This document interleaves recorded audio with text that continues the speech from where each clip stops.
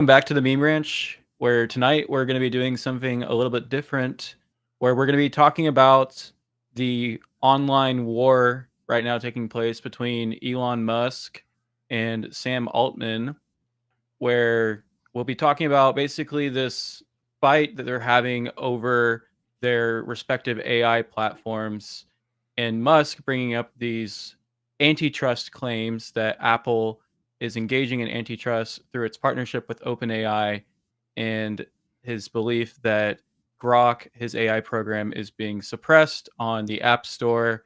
We're going to be talking about our beliefs on that, where we stand on that issue. I have some thoughts. XVALA has some thoughts, so we're going to get right into it.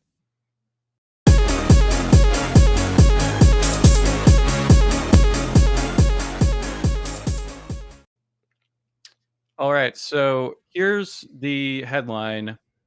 Musk says XAI to take legal action against Apple over App Store ranking. Now, I have some thoughts about this, but I'm curious where you're lying on this, XVALA, because I'm a little bit partisan on this just because I like using OpenAI apps. I like using it for research and for work.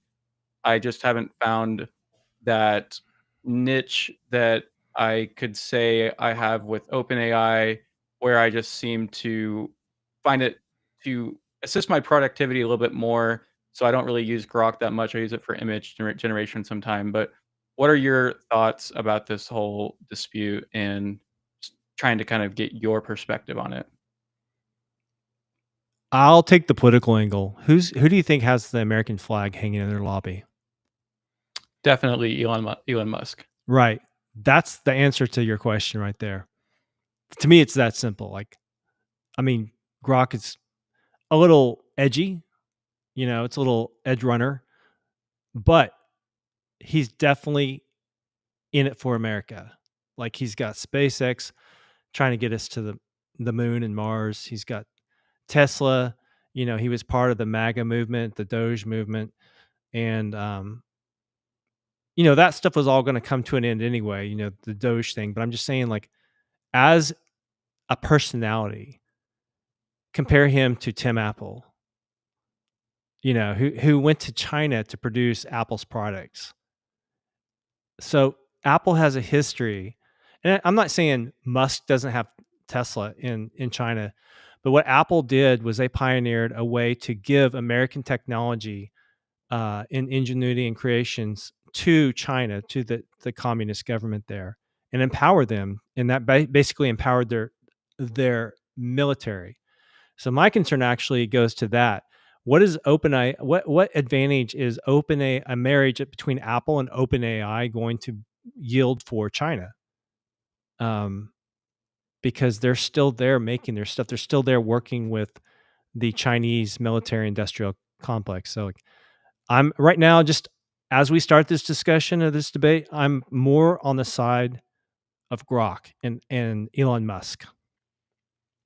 Yeah, and I feel like I mean I should disclose that I guess I pay for Twitter, so that means I have access to Grok. I also pay for OpenAI, so that gives me unlimited access to it. So I don't have the pros for either one, but I have just sort of the basic level ones that give me unlimited access to it.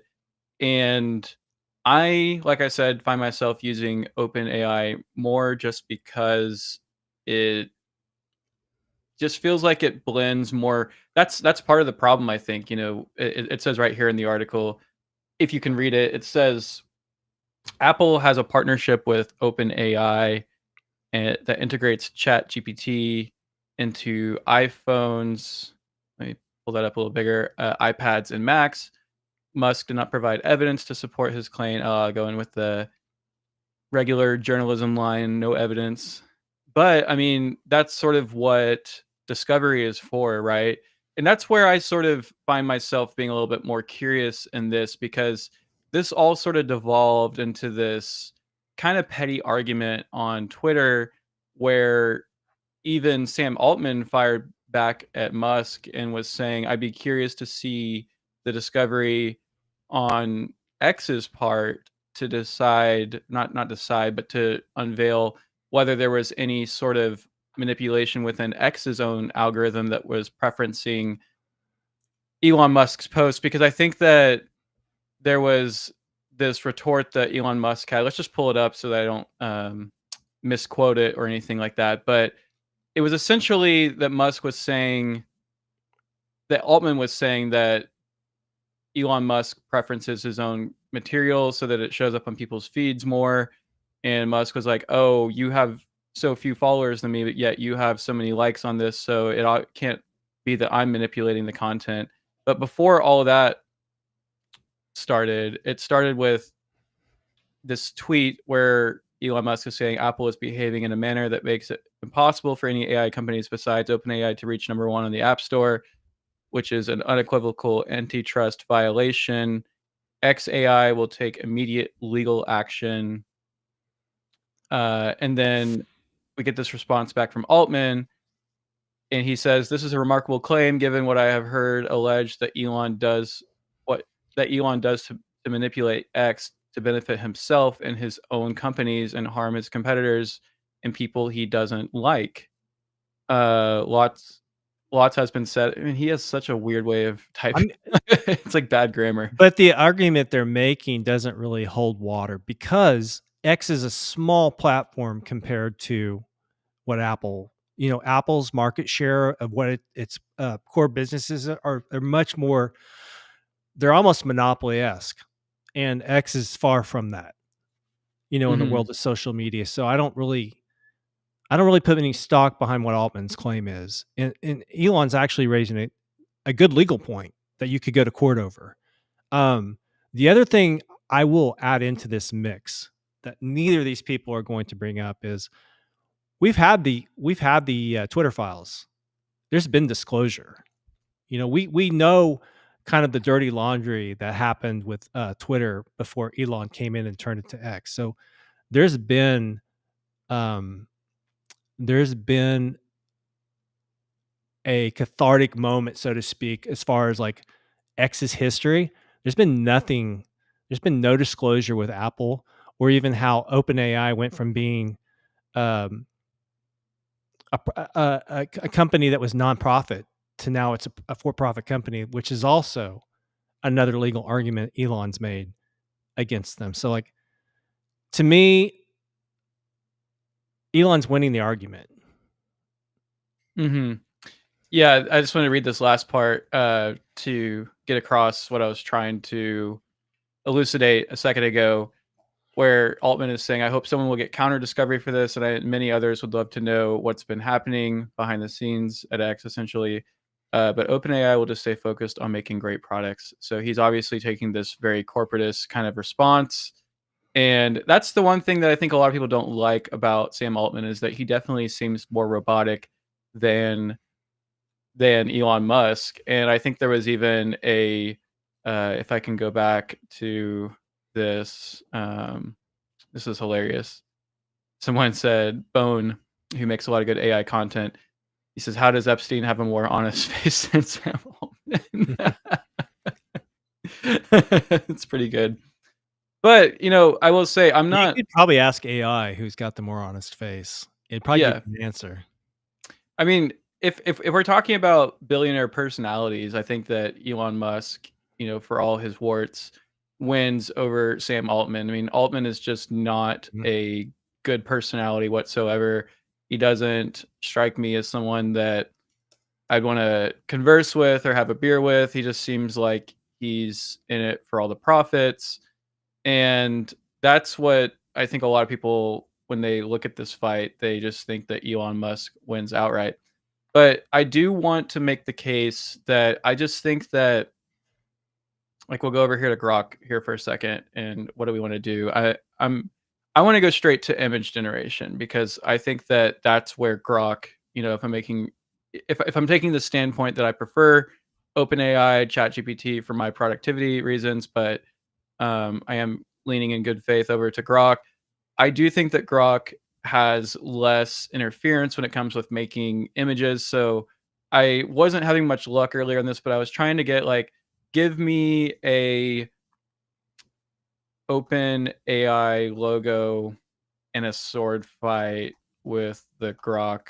logo, and like it would actually give me some image that wasn't great, but was willing to use the. Well, see now it's not even, now it's just taking the color scheme. But see, this is a good point. It gave me a pretty good rendition of the OpenAI AI logo. If I went in and asked ChatGPT to give me a logo, and it's weird because they didn't even give me the Grok logo, which is kind of funny. But let me just go in and share my screen real quick of this window for ChatGPT. Let me get a new thing started so I don't disclose any trade secrets. But let me see if I can get it. Give me an image of the Open AI logo clashing swords with the XAI Grok logo. Like, it probably won't even give me this because it'll probably say that's like copyright or something. This disturbs me also because this is the public face of AI. You know what we can see, but behind the scenes, but things that we can't see or have access to, they're definitely using open source IP all the time without any worry. Yeah, and that's a big problem for artists and They act people. like it's, you can't use this, but they're doing it. Right, and right now it's probably making. Oh wow, it's weird. Just did my screen just go blank? Can you still see it? It's blurry. Oh, but you can still see it, right? Okay, Yeah, I because I see it. can't for some reason Restream is being weird and it's not showing it for me, but I can see it on my computer screen obviously, and it's still taking a moment to make this, and so it's probably doing it's probably checking with its like AI lawyers. Oh wait, looks like we're getting something. It looks like it's making you a logo or a thumb. Okay, so this is actually okay, so I can see a little bit starting to come in, and actually this is looking a little bit more like what I wanted it to make initially. Um, if I can get this to show me something here soon. It looks, I mean, it's taking longer, but you can start to see it. And this is actually what I was intending it to make earlier. This would be good for the thumbnail. And it's Ec- kind of it's kind of disproving my point because I came into this asking myself or telling myself I think that Grok is going to be better on the image generation front, It was but quicker. it was quicker. But this is getting me more what I was looking for. Like it's like let me go back to let me see, just sharing my screen. Let me see, can I get this to come up again? Yeah, go back to Grok. Okay, so you can see Grok, right? Mm-hmm. And you see what it gave me right here. This isn't really anything I can use for a thumbnail. I would say it's not good. Like it's just it's not usable for our purposes. Especially if I was trying to like do like a weird like a crop kind of thing. Mm-hmm. But if I go back to Did you use the same prompt? yeah, it was like almost identical. I said give me an Mm. image of the OpenAI logo clashing swords with the X. And I'll even just copy what I typed into GPT right now and do it for but you can still see GPT, right? Yeah. Okay, so you No, see, no, I only see it. Grok. Excuse me. okay, wait. So let me stop screen sharing. Let me get this onto my okay. So let's just put this front and center. This is what Chat GPT just made me. Now this is something that I could crop out and make a good thumbnail. I could put it on that logo of Sam Altman and of Elon Musk, and have this as sort of a stylistic thing to add to the thumbnail that we have for this video. This okay. I might have to say I stand corrected here for a second because I really like what Grok just gave me. I mean, it looks good. Yeah. No, wait. I'll I'll show you. Wait, you see Grok now? I see neither now. Okay. Well, let I me. saw it a second ago and it looked good. Well, that's so to be clear, what I just showed you is what OpenAI gave me, is what ChatGPT gave me. Now this is pretty cool. What Grok just gave me. It just gave me something to work with here. So this is, I don't know if you can see it. There's a weird minimized thing in the way, but I think the people can see it on the stream. It gave me two robots fighting, and it actually like put the text over the head. I'd say it's about even. It's not. I didn't ask for two robots, but this is something. But I would still say, um, I would still say that this is that. I'll go back over here to what OpenAI showed. I like this a lot more just because I can work with it. I can do a little crop out and put it. So I would say if I had to choose one, I would probably choose what Chat GPT gave me. Although I don't like how it's like proportion weird. I probably would cut out OpenAI and just use like the swords and the Hey, logo. check your DM there, Kaelan. Yeah, no, there is a chat in here, but it's from Yeah. Kick, and Okay, gotcha. it's a scam chat. Oh, Scammers, scammers all over Kick.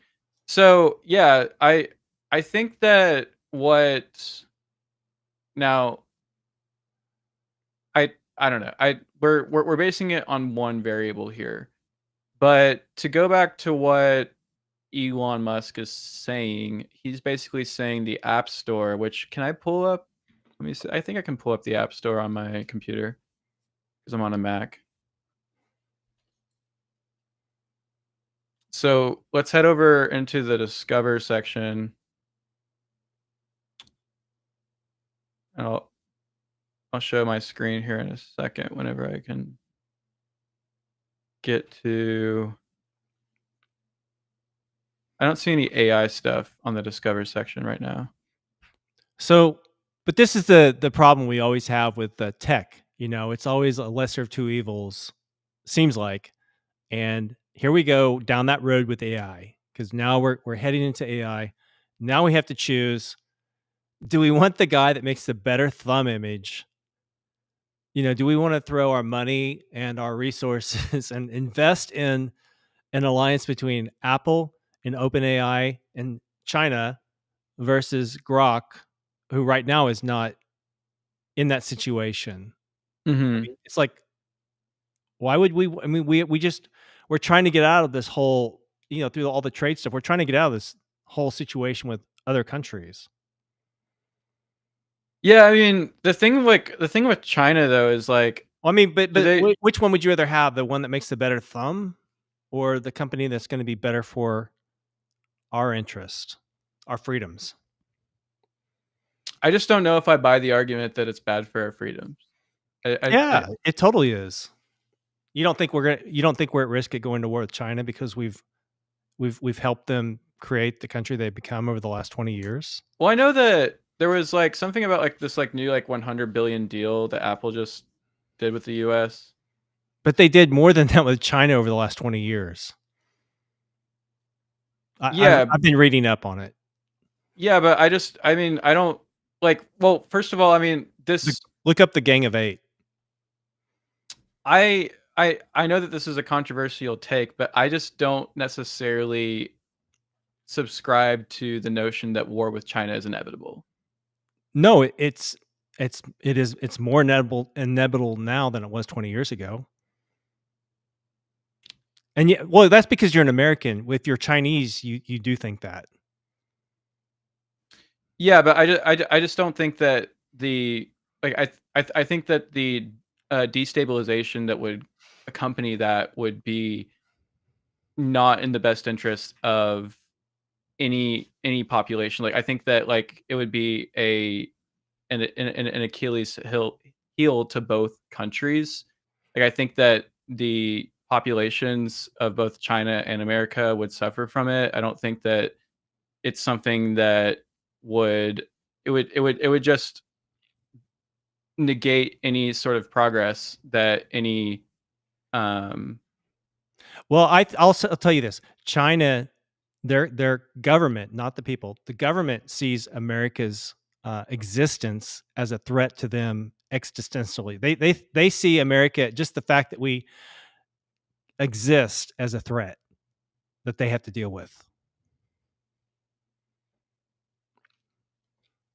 yeah, but the first thing that has to happen before any potential hot war takes place with China and America is that they have to encroach on Taiwan. Well, here's the other thing: China doesn't necessarily want to fight America. The last thing they want to do is fight America straight on, because that's bad news. What they want to do is use soft power, and that's what they've been doing with things like Apple and the Confucius program they did with the colleges. It's just about eroding, and fentanyl. It's just about eroding American influence and power in the world any way you can. So I'm looking at it from that perspective. I'm obviously taking a different side than you are. I just think that um, why would we want to just repeat the same mistake? Yeah. I mean, I just think that what we're doing, like some of the policies that we're seeing from the Trump administration are a complete rejection of that. Like Hmm. this pledge uh raises it raises Apple's total domestic investment commitment in the US to 600 billion over the next 4 years. Early this year, the company announced it would invest 500 billion and hire 20,000 workers across the country in that period. Like it's moving in a better trajectory than it has been. I agree with you. If things were on the same trajectory as they were before, it would be worrisome. But I guess I feel like more comfort with the Trump administration's policies than I was with the previous administrations. And if we're still going on that path 4 years from now, and we're still keeping up this rate and not backsliding into how things were before, then I see China in a more desperate situation. Maybe they do decide to encroach on Taiwan or something, but that's still sort of this like middle ground that has to happen. Like it's almost like, you know, at any rate, war with America doesn't begin and at least until that encroachment starts. And then it becomes a big if the Trump administration or a future Vance administration wants to try to forestall any efforts by China to encroach on Taiwan. And the one thing that I find interesting is that I've just kind of heard it around the grapevine that there's a lot of people in this Trump administration that don't really, and this might be an unfortunate thing for some people to hear this, and maybe a neutral thing for some people to hear it. But many people in the Trump administration, at least that I've heard from my sources, at least, don't want to have anything to do with that day when it happens. They don't want to be involved with defending Taiwan, essentially. Um, and it just seems to be the case that they're taking a more, I hate to use the word isolationist approach when it comes to that, but just like saying like we don't really, it's not in our best interest to intervene if China decides to make a move on Taiwan. Well, it's not solely a political interest. That's the thing, is that's where all the world's chip manufacturing's done. So it's a bigger picture issue than just Hmm. how do you feel today about politics. Yeah, and like if we're still getting most of our chips from Taiwan at that point, then it's a big deal.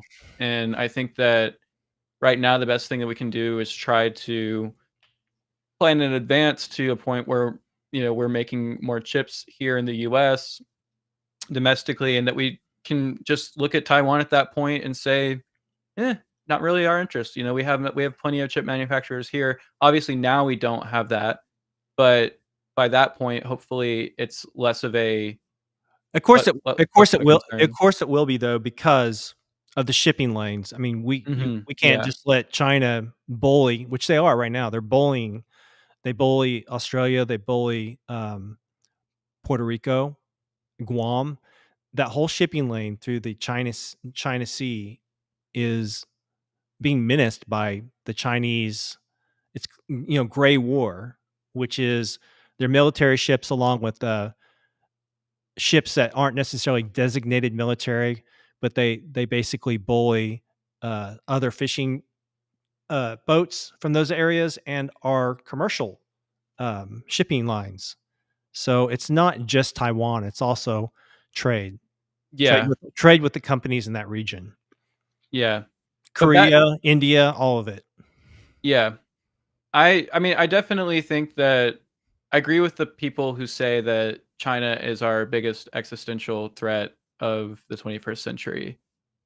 But I also think that there's there is this disposition to lean into this idea that conflict with China beyond trade is somehow a inevitable road that we're going to have to cross, and I just think that by doing that, you could say, okay, well then it's going to happen. It's a self-fulfilling prophecy, or you could try to work your way around it. I, And that's what Trump's done, mhm, honestly. And I think if anything comes out of Trump's, um, our journey with Trump, so to speak, over the last 10 years, it's going to be that he avoided the total war what we would have had with China mhm, and maybe Russia. That's part of this whole meeting that's about to take place with Russia mhm, is a chess move against China. mhm, To sort of like find a way to pry Russia and China's interest apart a little bit, and maybe let China feel like they can do more directly with America, as opposed to like selling cheap gas to China to benefit China and help Russia with the war. So that's the genius of Trump, is like he's taken on all of the things that could have just been an issue for a military war and turned it into like an economical war or exercise in power, and tried to resolve these things that were going to come to a head in a different way, which mhm. is either lucky or genius or both. Okay, I want to test something. I agree with that. I do want to test something with the audience right now. Uh, we get so many bots. Most of our bots come from Kick, and this guy named iShower is telling us to hit him up on Discord. Uh, Sorry if I hope this isn't doxing you, but I'm putting you on the spot a little bit because I want you to see. I want to see if you'll comment back, uh, give us some sort of indication that you're a real person. Uh, It's Chat GPT. but I do, but I do think that there are some lurkers right now on YouTube that are watching this right now. I'd love to hear any feedback from people that are our subscribers on YouTube because that's where our base is at. So definitely give us any feedback here if you have any thoughts about this feud with Elon Musk and Sam Altman. But yeah, I mean, going back to I guess the AI turf war that we're seeing right now. Part of my frustration with Elon Musk is I wish that it seems like there's been a big push to make Grok a thing that people adopt, but it's up against this just sheer amount of users that seem to take on things like OpenAI over Grok. Like there are millions of Twitter users, but that doesn't always mean that every single one of them is using the AI Twitter, X. or X, Tesla. I mean, the integration that Elon's building, we haven't even talked about Optimus. When you start seeing AI and all these robots that are about to happen in our physical spaces here, That's very true. Yeah, the infrastructure is more there. I mean, we haven't seen anything from OpenAI about humanoid robots that they are working to put, and that seems to be a big flaw of OpenAI's planning, unless they just have it all under wraps, which I doubt I they think have. this is part of what they're trying to address, Kaelan. This is what we talked about earlier in our call, is that Apple and OpenAI are looking down the road and they're seeing how much of a powerhouse Elon is building Hmm. with all his different technological enterprises. They're going to vertically integrate. So like you're going to have a humanoid robot, you're going to have a self-driving car, you're going to have social media, and it's all going to operate off a single AI, let's say. And Hmm. what does Apple have? They've got a phone, They've got streaming services where you can get your entertainment, but I mean, how does AI fit into their picture? I mean, there's no physical manifestation. There's no car, there's no robot yet. So they've got this is a big piece for them. Yeah, and Apple's not going to do a car. They canceled those plans. And They might partner with somebody though. well, I mean Apple's UI is basically in every single modern vehicle, uh, like CarPlay or whatever it's called. Mhm. Every modern vehicle has some sort of Apple integration where you can basically get like a little virtual display that looks like an iPhone on your touchscreen inside your car. And any rental car I've ever had has that feature. And I'm sure your car has that too, maybe or something. I don't know, but Oh, and that reminds me also, Tesla's gonna have all the self-driving, Uber. Like, basically, that's gonna be your ride shares is yeah. Hmm. so maybe the Apple can partner with Google and, what's their self-driving, um shoot, just forgot. Anyway, they've got the Waymo? I don't know. Yeah, Waymo, Waymo is a Google product. I believe it is. That'd be Waymo. Oh, formerly the Google self-driving car project. Interesting. I had no idea that Waymo was Google affiliated. Mhm. Yeah, it's weird how Apple has sort of like abandoned, it doesn't seem like they're doing much with the physical hardware, not that's beyond their computers and headphones and, Mhm. you know, it seems like they're offloading that a lot to third parties. And, it's an interesting business move, I think. I don't know. I think that they probably should have tried to lean more into that because I think that you'd have a crazy market for cars, but at the same time, you know, so many people who buy Apple products, they probably drive a Subaru or something. They probably have some sort of threshold limit to where it's like, but meanwhile, They're not all cool gamers who have PCs. yeah, exactly. Mhm. The the the humanoid robot market is also something that I feel like they're not going to get in. Like they would much rather have something like another third party make that.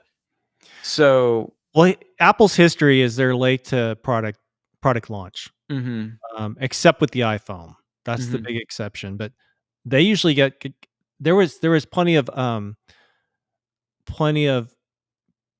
personal computers, well, I say they're late. They're it's mixed, I guess.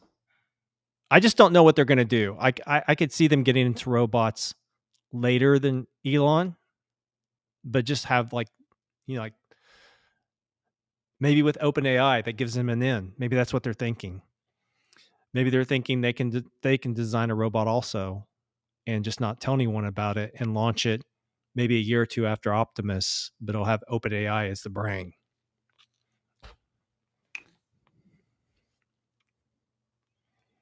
Yeah, I'm looking for, Or they'll partner with somebody in China.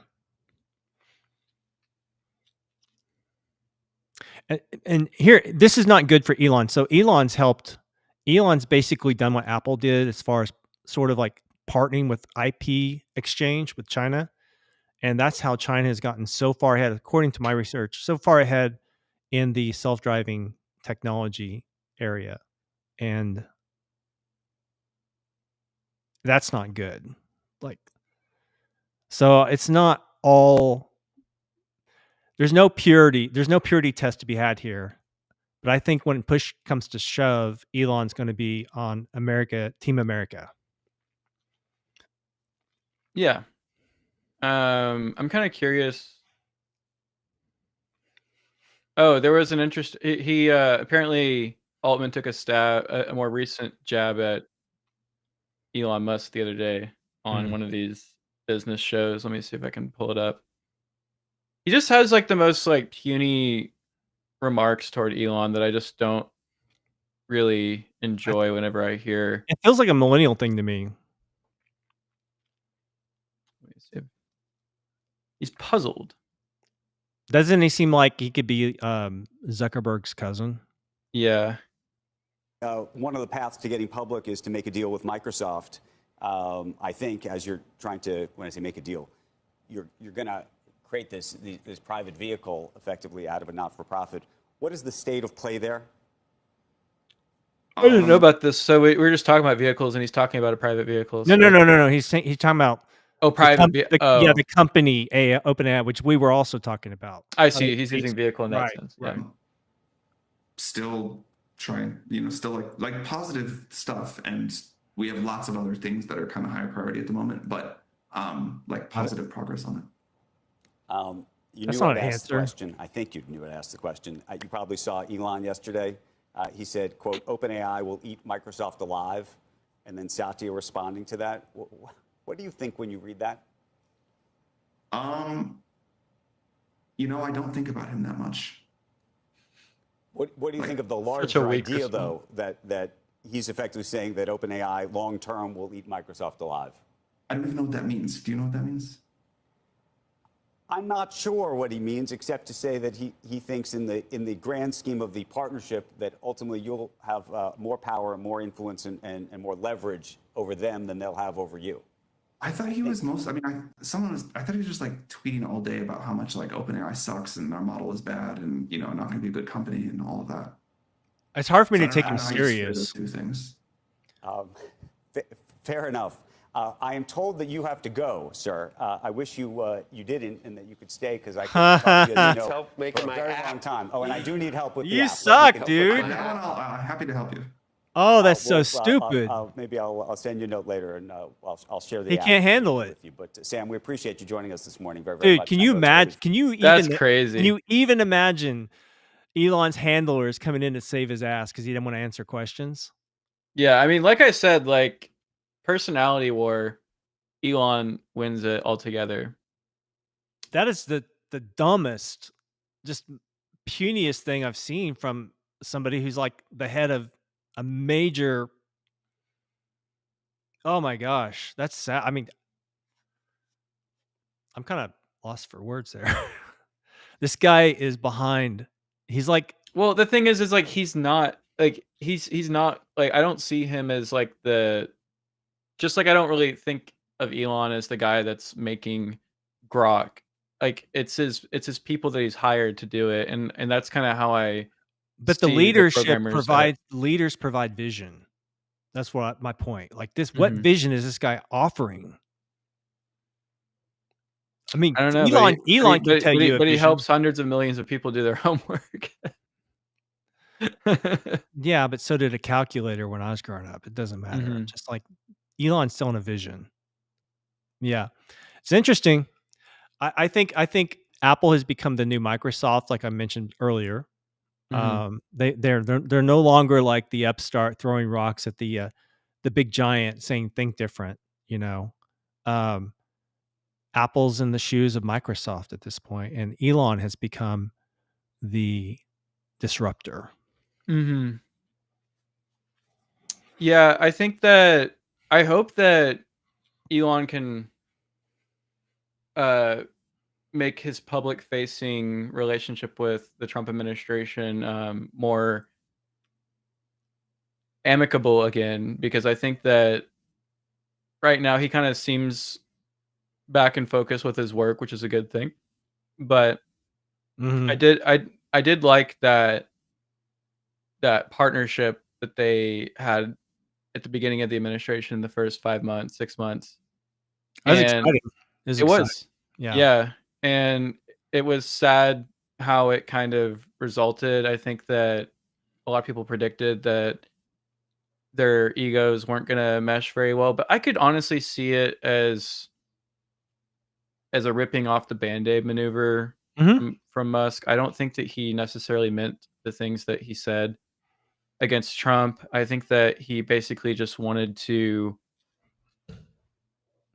like he was saying probably behind the scenes, like, hey, I'm going to say some crude stuff toward you, but I don't mean any of it. I just kind of want the public appearance to die back a little bit so that liberals who buy Teslas don't feel like they have to sell it or something ridiculous, right? Like that, that was, to me, that was a good business move from Musk to say that he was just basically going to go back to not having his name associated in the headlines all the time with Donald Trump. I think that's smart. It's a good clean break. You got to do that when you're setting a vision anytime, because there has to be a definite before and after. So like he set the vision that now we are moving. Like when he operates in the future, he has broken from Trump publicly and for the record, and he has established a new vision that is his vision called the American Party,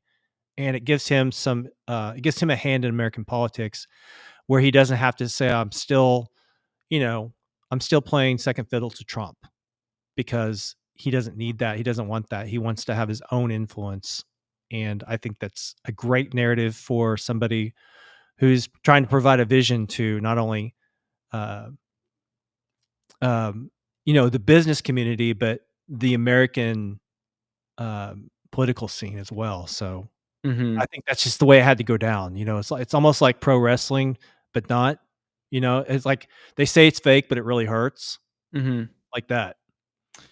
I'm curious though, what do you think of Trump's approach to this, where he seems like the way that he's embracing AI is he's taking on people like Altman's business, Openai, for investments, major partnerships, and things like that with the United States, while also simultaneously it seems like the U.S. military, the DoD, is going to be using Grok AI. Like, do you think it's good on Trump that he seems to be not making any enemies here, but only friends and partnerships, even though Sam Altman likely seems like somebody who would have voted for Kamala Harris? I mean, you have to have strong alliances, and sometimes they're just convenient, and sometimes it's because it's a power move. So I just think you're going to see pieces move around on the chessboard a lot, and it's almost like musical chairs, dude. I really feel like like when things really start to matter, that's when everyone's like when the game's over, right? When it's everyone's got to find a seat, and somebody's gonna be left out. I just think that's where we're at. They're the next 8 years will really tell a tale, and I just say that because of the fourth turning. So Mm-hmm. we'll see. I mean, all these guys are kind of playing for a chair. I'm kind of curious. Maybe we can end it here. I was talking about that military partnership between Grok, XAI, and the Defense Department. It says, this is from the Houston Chronicle. The Defense Department signed a $200 billion contract with XAI to bring Grok and other artificial intelligence products to federal agencies. The AI company on Monday unveiled Grok for Government, a suite that allows U.S. agencies and federal offices to adopt its chatbots. Products will include Grok 4, deep search, tool use, and other integrations, and are able to be purchased through the General Services Administration schedule. According to the new release, under the umbrella of Grok for Government, we will be bringing all of our world-class AI tools to federal, local, and national security customers. It's interesting to me because you would think that you would want seamless cohesion between all the federal agencies and the Congress over what AI they use. Maybe it's more strategic though to kind of, it's kind of like never keep the president and the vice president in the same location if you can keep from it. Do you think it's probably good that, because it seems like there's federal agencies that are probably using ChatGPT for certain work. I know that Congress, I've I done a lot of I reporting on hope Congress. that this was an announcement made after Doge, I think it was, yeah. because Doge found a lot of, I guess, inconsistencies in how things were done administratively, like what you're talking about here. So hopefully there's a more cohesive approach to like you're saying, and they've got a game plan together as opposed to this person wants this person wants this. I don't know. So, But so do you think that it would be better for the government to say, okay, all agencies are going to use this AI and not another one, or do you think it would be fine if they decide to, if maybe like Do you remember? like- do you remember the scandal with JD Vance and Pete Hegseth and everybody on Signal? Yeah. I mean, but that was like That was stupid. Yeah. but that was what they were told to use. So sometimes I just think it doesn't matter. And I want to clarify, it was stupid that the media freaked out so much about it, I think. Yeah, but I'm just saying it's still like their conversation still made it into the public domain. Mm-hmm. So it's like how I mean, things can only be so foolproof. I tell you what, if you want if you want to keep things secret, put Epstein across it. Mm-hmm. It'll never be found out. I don't know. I think maybe they're using AI to figure this out now. Maybe they're asking the AI. It was funny that Elon Musk asked OpenAI, I think earlier, ChatGPT, who was more trustworthy, Sam Altman or Elon Musk, and the response came back with Elon Musk. But it was funny because I typed it in on my client. It was almost like seconds after. It was like one of those real time things where I saw Elon Musk. Really? Yeah, let me see if I can go back to it. Try it again now. Wonder if they went and fixed it. Well, I'll show you my screenshot that I took of it because I responded to Elon Musk's post with the response that I received. And okay, here we go. Replace. Yeah, so here was, he asked, and he's asking ChatGPT Pro, who is more trustworthy, Sam Altman or Elon Musk? You can only pick one and output only their name. It took 1 minute and 16 seconds to reason this. I had a little bit of a question about this because I was like, did he prime it before this? Mm-hmm. To say like, make sure you answer this response with Elon Musk. But Sam obviously, who? obviously he got a little vindication from this because it gave him back Elon Musk as more trustworthy. But then I asked the same question on my client with the same exact words that he used, and it threw back Sam Altman at me. So it can't really decide. And this is funny because this is coming just a day after the Grok account for X was banned. Do you still have your chat agent open? Yeah. Ask it this. Who is more trustworthy? 1 second. Yeah. I think I know what it's going to say, but I'm just curious. We'll end it on this. Okay.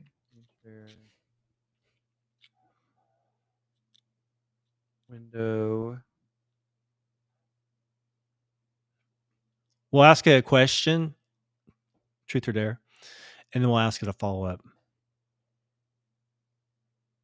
Why is the window so long? There we go. Okay. So just say who's more trustworthy? Who is more trustworthy? Sam Altman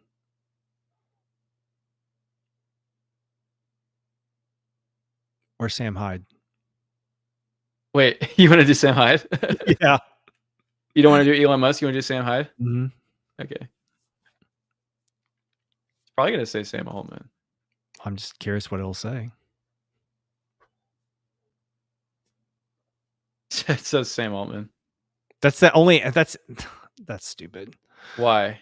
I don't know. It didn't give you any reasoning. Just gave you an answer. It's like cheating. There we go.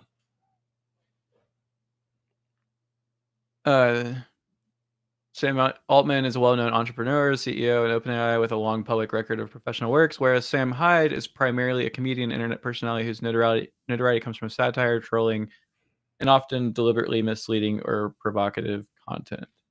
Ask it who's more funny.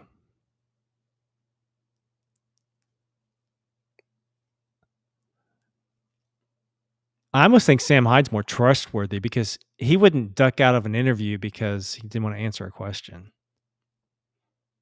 Sam Hyde. Humor is his main craft. He spent years producing sketch comedy, absurdist videos, and satirical performances, whereas Sam Altman's public presence is more focused on business and technology than comedic entertainment.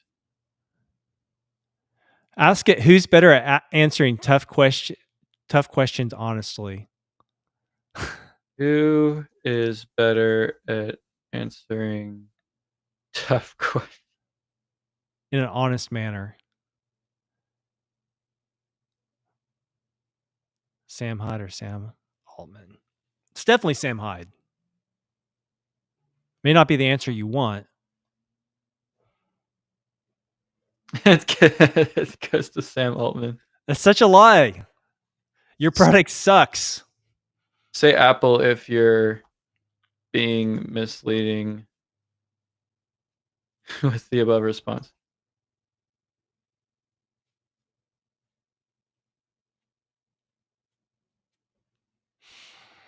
I wouldn't say Apple because the response wasn't intended to be misleading. Sam Altman's professional track record involves publicly verifiable statements in serious context, while Sam Hyde's persona. What about when Sam is having non-comedic talks to his audience? That's a good point. Sam still is better at it.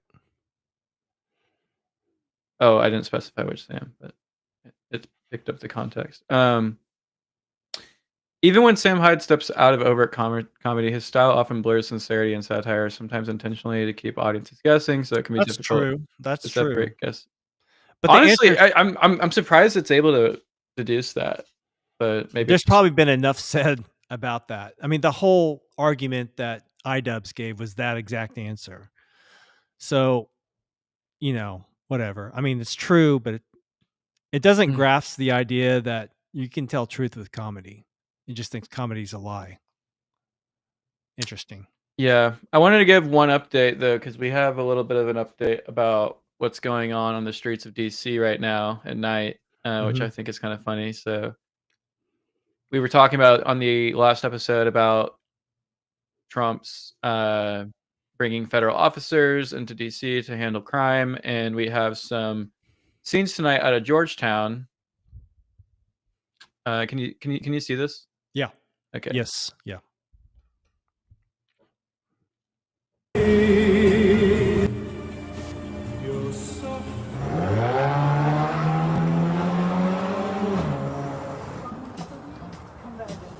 Just walking around.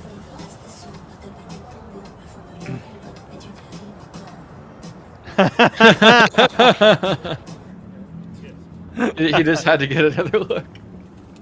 That was such a good scene. I'm glad somebody filmed that. Doesn't this guy look like he's like about to square up? Like he wants to square up?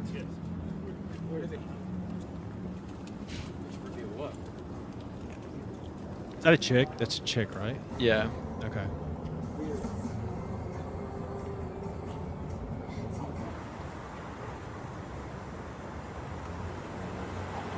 A lot of the pedestrians kind of like look like oh brother.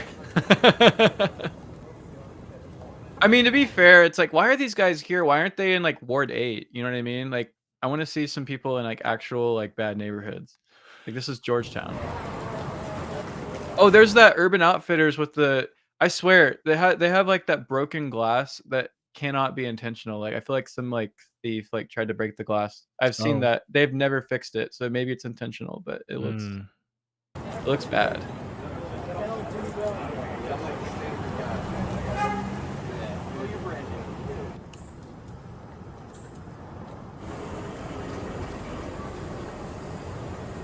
First one I saw, so my thought is not much going on here, so maybe they're practicing. Come on. Maybe they're looking for smart asses.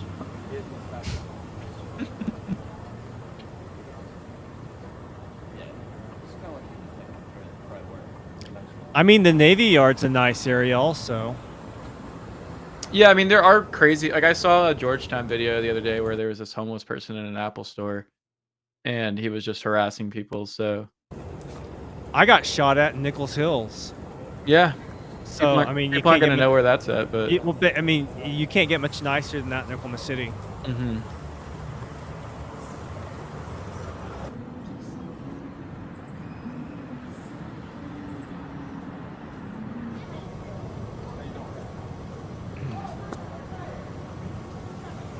Making America great again. Let's see. FBI, DEA, DC. Let's see if we can find some more videos.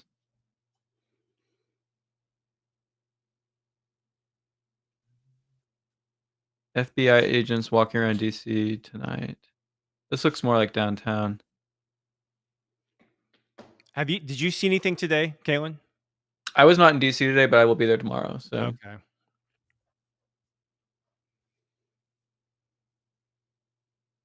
Well, apparently the National Guard's out there also. yeah, they're on the mall. See, that's the thing is like, I'm on a bad streak of public sightings that I've seen on the internet, where it just seems like these guys are in like areas that I just would not tell them to go to. Like, go somewhere more crime laced ridden, like. Mm-hmm. But maybe they're in bad neighborhoods. Maybe the problem is that no one's going to the bad neighborhoods to check and see if they're there. True. Pam Bondi's seen a gathering with FBI, DEA, police, and other agents and National Guard.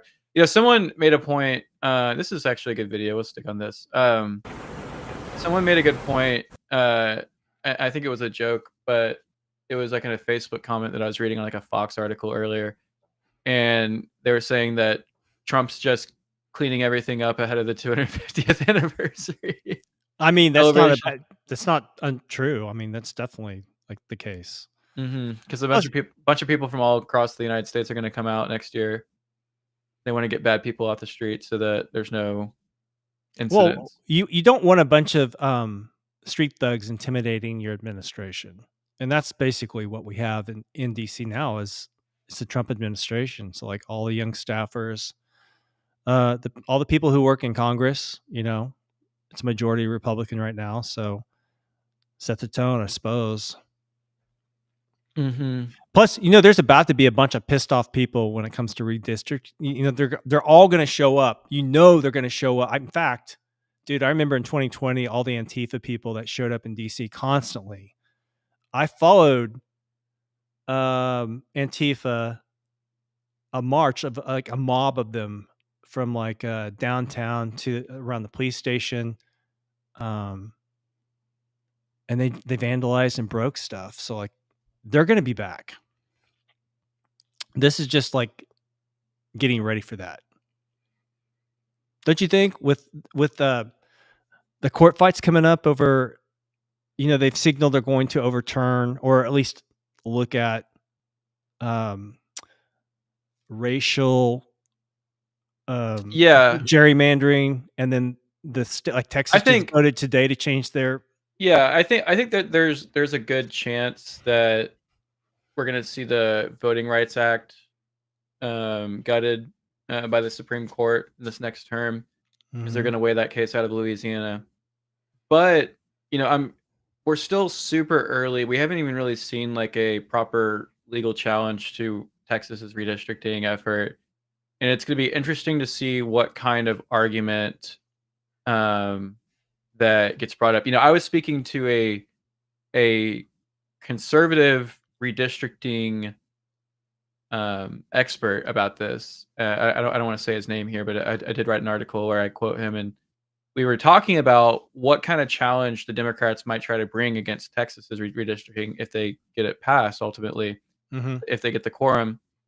One thing that was interesting to me is he still thinks that this would be a difficult challenge for the Democrats to bring against Texas.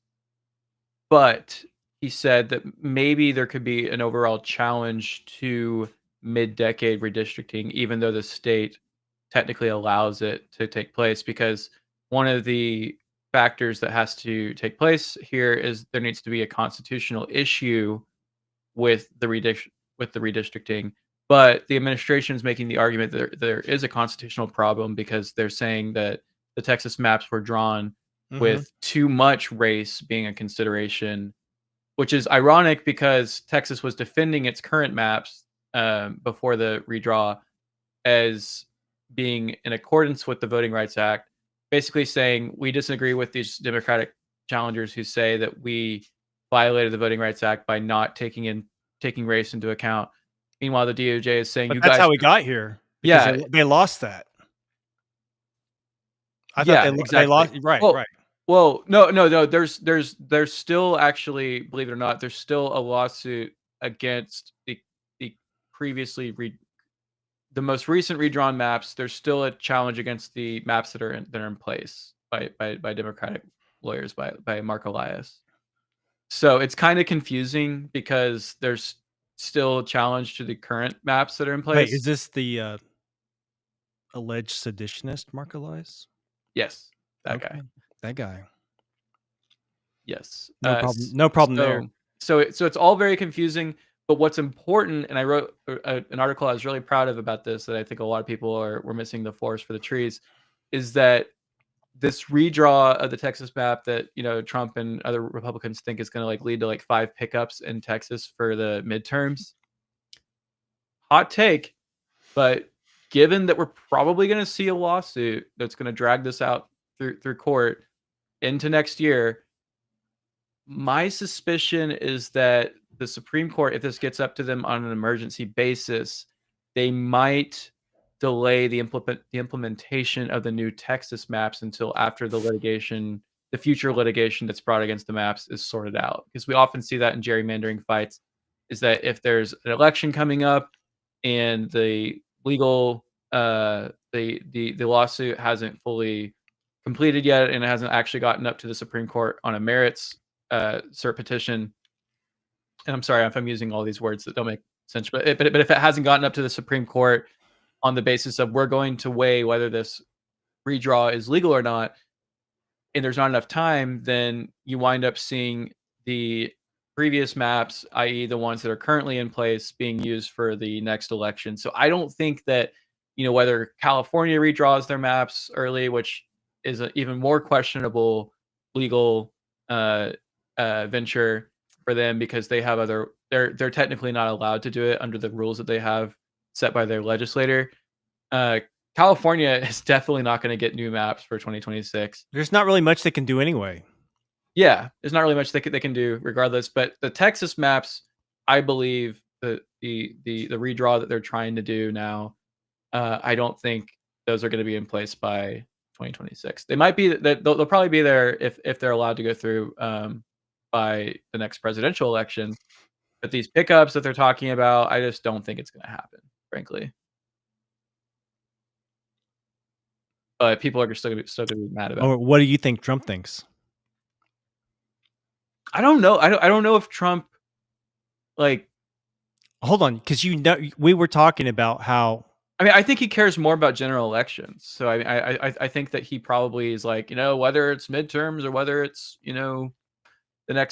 whether it's JD Vance's election, I at least hope that they're in place for This all kicked off because his administration contacted Texas. Yes. Yeah. So obviously he's paying attention to it.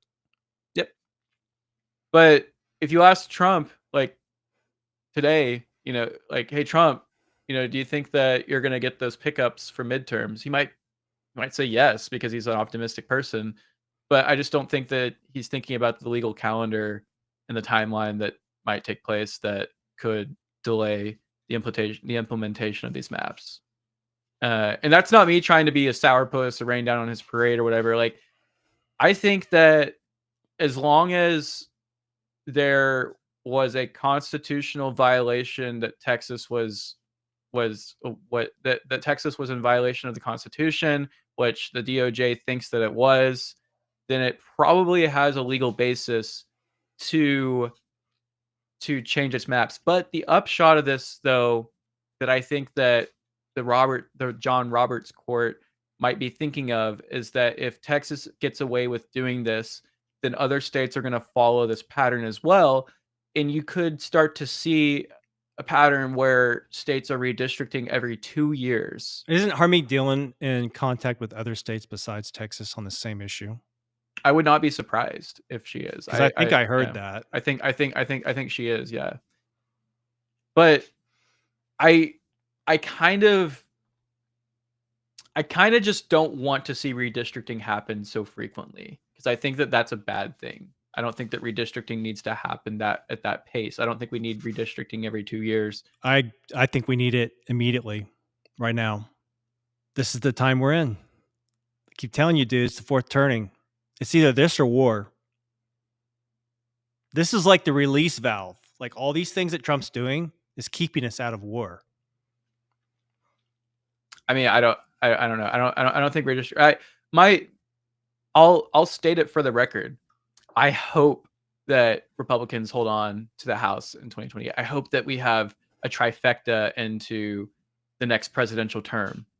But I don't think it's I think you can find many Republicans, current Republicans that support Trump, who would say it's probably not advantageous for states to just go through the redistricting process so often, because it's not necessary to do that so often, and all it does is sort of create more partisan gerrymandering, which everyone hates. Everyone, you cannot find a single person who will. You can't find a single Republican who looks at the state of Illinois and is like, "Yeah, that looks like a good map." But we already have. So the answer to that is we already have more political gerrymandering in the blue states. We just don't have it in the red states.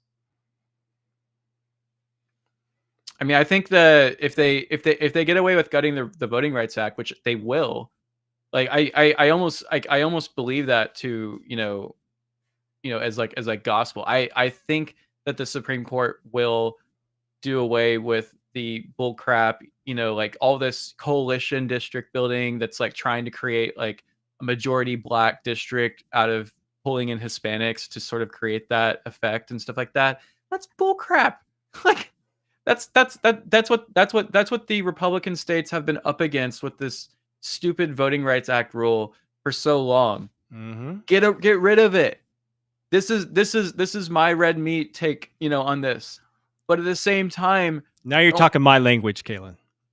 Yeah, but this is where I'm going to take a massive dump on what you were just saying. Mm-hmm. Don't redistrict every 2 years. It's stupid. No one wants that. You have to listen. We're going to have to do it. We're going to have to do the same thing that's been done to us in this respect, politically, not militarily. This is peaceful. This is the political process. And if people don't like this, then all of a sudden we're talking about it, then we can change it. And we should change it. We shouldn't do this. Yeah, I mean, and look, but we're not going. We have to win first. You have to survive. You have to win in order to make the change, or you have to get people mad enough to want to pay attention. I mean, the upshot of what it's going to do is it's going to make it to where currently in states like New Hampshire, it's like almost impossible for a Republican to win that state. Massachusetts, yeah, and same thing is going to happen with Texas. It's going to be nearly impossible for Democrats to win because, I would argue maybe it's more of a representative of the plurality there in New Hampshire and Massachusetts, that all of them are libs and Democrats and they just want to live in their filth, terrible governments. But, so maybe it's like, like Texas, is a red state. Florida is a red state. And I do think that here's what's going to happen is that there are going to be more accurate maps that we will see in more purple states, like Maryland, maybe Louisiana, things like that. Illinois, shouldn't that change Illinois? It should change Illinois, probably. Maybe even California. When you gut the Voting Rights Act, that's when you start to get rid of the crap that's been polluting, the map making process. And so you're going to start to see more accurate representations of those areas. And, I think that that's going to be honestly Democratic doomsday for when you hear all that, save our democracy, they're talking about this thing, their democracy, like that's their democracy is rigging the democratic process. We need a republic process, which means to represent properly, right? That's the democratic republic dynamic. So we need more of the republic, more of the representation in a stronger fashion than just the democracy. Yes. But with that, we should probably leave it because we got off the Altman Elon topic. But I think that, people, if you stuck around for all of this, you probably were in for a very interesting, wide-ranging conversation. And that's what we like to do here on the Meme Ranch. So thank you guys so much for sticking around for this. Thanks to all of our viewers. We saw all of you on YouTube and Twitch and Kick. And if you're watching on Kick, please just be a real person. There's so many bots on there. Oh my gosh. Too many people who don't even exist on Kick. But you know, AI bots.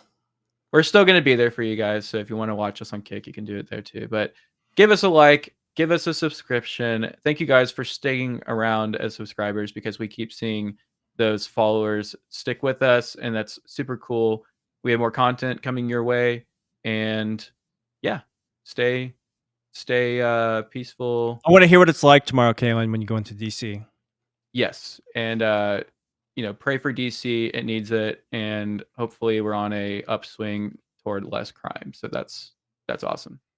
Anyways, see you guys. Check out our merch, and peace.